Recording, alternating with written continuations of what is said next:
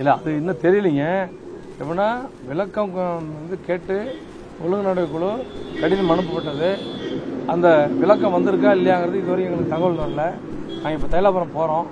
அலுவலகத்தில் அந்த குழு உறுப்பினர் 9 பேரும் அமர்ந்து அந்த என்ன வந்திருக்குங்கிறத பார்த்து முடிவு செய்யும். அதை பற்றி அதுக்கு முன்னாடி தான் பேசணும்.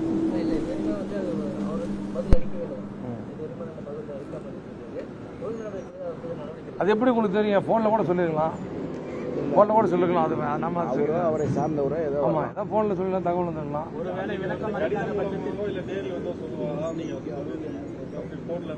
இல்லை அது தெரியலைங்க.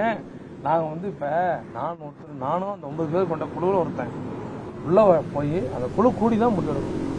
அதிகாரம் பெற்றவர் வரலாம். 9 பேர் இது முன்னாடி சொல்லியிருந்தேன். நான் முன்னாள் எம்பி துரை இல்லைங்க. அது வந்து நிறுவனத்திலும் தலைவரும் தான் முடிவெடுக்கணும்.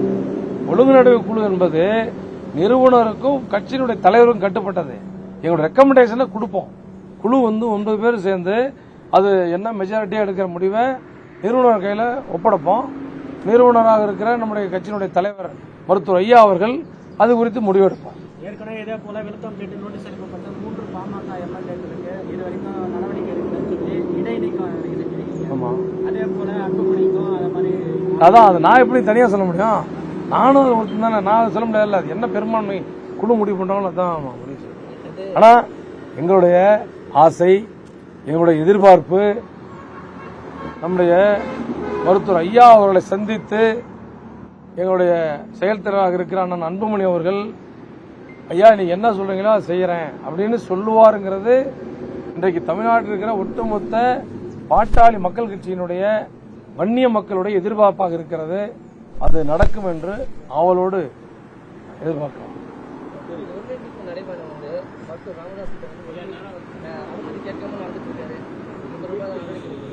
அதுதாங்க அந்த இது 16ல் அது ஒரு குறிக்கோளா இருக்கு. அந்த 16 பாயிண்ட்ல அது ஒரு பாயிண்டா சொல்லியிருக்கேன் சார்.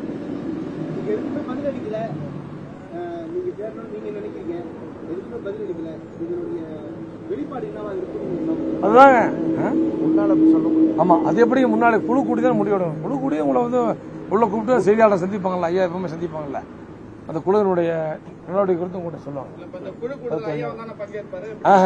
குழு கூடி நாங்கள் 9 பேரும் குழு கூடி முடிவெடுத்து அது எடுக்கிற தீர்மானங்களை கையெழுத்து போட்டு மருத்துவர் ஐயா இடத்துல ஒப்படைப்போம். ஒப்படைக்கிறத ஏற்றுக்கொள்வதும் நிராகரிக்கிறதும் அதுக்கு அதில் மாற்றம் சொல்வதும் தலைவருக்கு நிறுவனருக்கும் அங்கே அதிகாரம் இருக்கிறது. ஏன்னா உச்சபட்ச அதிகாரம் படைத்தவர் கட்சியினுடைய நிறுவனர், கட்சியினுடைய தலைவர் ரெண்டுமே ஐயா இருக்கிறனால குழுவினுடைய 9 பேர் கொண்ட குழுவினுடைய ரெக்கமெண்டேஷனை நாங்கள் கொடுப்போம். அதை மருத்துவர் ஐயா அவர்கள் அறிவிப்பார். ஒழுங்கு நடவடிக்கை குழு எடுக்கக்கூடிய முடிவு நேரடியா ஐயா அறிவிக்கலாமா அல்லது மாவட்ட செயலாளர் தரப்புலையும் இல்ல மருத்துவர் ஐயா அறிவிக்கிறதுக்கு அது முழு அதிகாரம் இருக்கு. நிர்வாக குழு அனுமதி அதெல்லாம் ஒண்ணும் இல்லைங்க. அதை வந்து ஒழுங்கு நடவடிக்கை குழுங்கிறது நம்ம நிர்வாக குழு, செயற்குழு, பொதுக்குழு தான் இந்த ஒழுங்கு நடவடிக்கை குழு நியமிக்குது. ஒழுங்கு நடவடிக்கை குழு நியமிக்குது. அதனால அந்த ஒழுங்கு நிர்வாக குழு, செயற்குழு, பொதுக்குழுடைய அங்கீகாரம் பெற்ற இந்த ஒழுங்கு நடவடிக்கை குழு எடுக்கிற முடிவு நிறுவனராக இருக்கிற தலைவராக இருக்கிற மருத்துவர் ஐயா அவர்கள் அதை அறிவிக்கலாம்.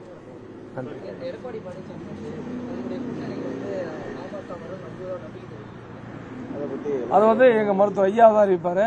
உங்களுக்கு எல்லாம் தெரியும் பாட்டாளி மக்கள் கட்சிக்காரங்க எந்த கூட்டணியில அதிகமாக விரும்புறாங்கன்னு சொல்லிட்டு உங்களுக்கு எல்லாம் தெரியும். மருத்துவர் ஐயா அவர்கள் அது குறித்து நல்ல முடிவை மிக விரைவாக அறிவிப்பார். ஆனா மருத்துவர் ஐயா அவர்கள் அறிவிக்கிற கூட்டணி என்பது 2026 தமிழ்நாட்டை ஆளும் வெற்றி கூட்டணியாக இருக்கு.